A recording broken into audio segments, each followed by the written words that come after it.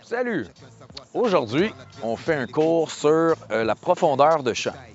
On va réviser un petit peu ce qu'on avait vu. On se rappelle qu'à l'exposition, on avait parlé de deux paramètres qui régissaient notre exposition, en plus de la sensibilité ISO. La première étant l'ouverture du diaphragme et la vitesse de l'obturateur. Donc aujourd'hui, on va appliquer ces deux principes-là, mais pour contrôler notre profondeur de champ. Donc comme vous pouvez le constater, derrière moi, j'ai réussi à faire une mise au point sur moi, mais derrière moi, on a peu de profondeur de champ parce qu'on a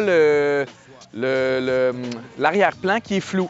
C'est un flou qui est voulu et je l'ai obtenu en ayant une très grande ouverture de champ et en ayant une vitesse d'obturateur pour contrôler ma...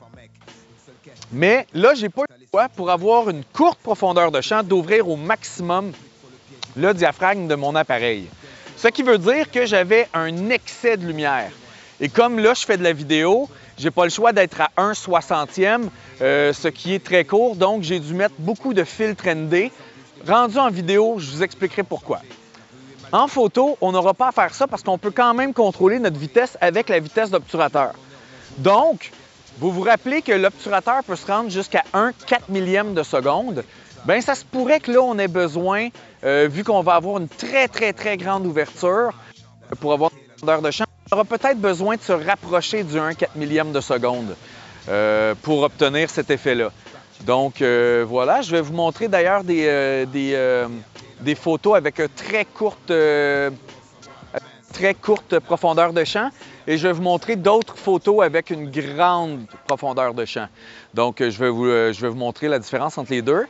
D'ailleurs, pour obtenir une grande profondeur de champ, on doit avoir une ouverture de diaphragme très petite, la plus petite possible en fait, pour avoir une profondeur infinie. Et on doit après ça ajuster la lumière avec la vitesse d'obturateur en conséquence. Et je ne vous ai pas encore parlé des lentilles, mais des objectifs, mais on a différents types d'objectifs. Il y en a 3 familles, en fait. On a la famille des grands angles qui font de très jolis paysages. En fait, le grand angle nous permet de voir beaucoup plus grand qu'habituellement. On a ici l'objectif que je me sers présentement, qui est une normale que l'on appelle 50 mm, qui recrée la perspective de l'œil humain. Et puis, on peut utiliser pour faire des profondeurs de champ plus...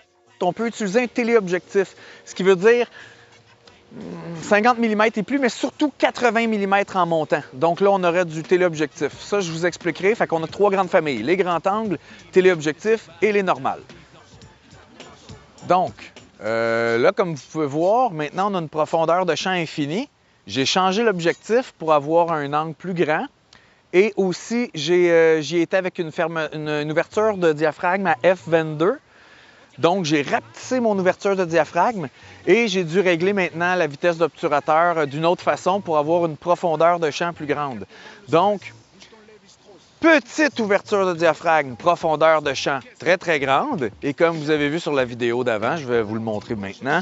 Donc, on a une profondeur de champ très courte. Donc, on est capable d'isoler notre sujet. Ou on peut laisser paraître tout l'arrière-plan ainsi que notre sujet en ayant une petite ouverture de diaphragme. Donc, je répète. Grande ouverture de diaphragme, petite profondeur de champ. Petite ouverture de diaphragme, grande profondeur de champ.